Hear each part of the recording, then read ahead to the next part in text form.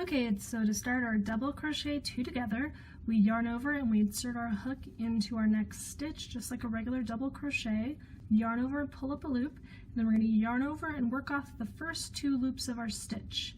We'll leave that one alone and we're going to yarn over and then we're going to go into our next stitch. Right under the top two loops, yarn over, pull up a loop, yarn over, pull through the first two loops. Then we have three left, so we're going to yarn over, we're going to go through all three. We just turn two double crochets into one.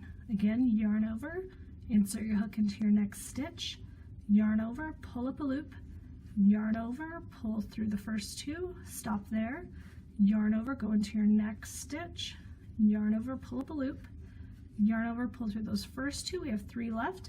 Yarn over, point your hook down, and you'll get through those last three stitches nice and easy. And we just decreased another stitch. So normal speed is going to look something like this.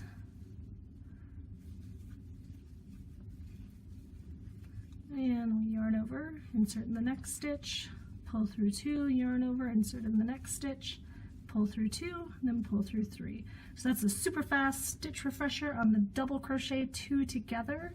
You can check out my much slower, more in-depth video if you need further help. Otherwise, thank you for watching.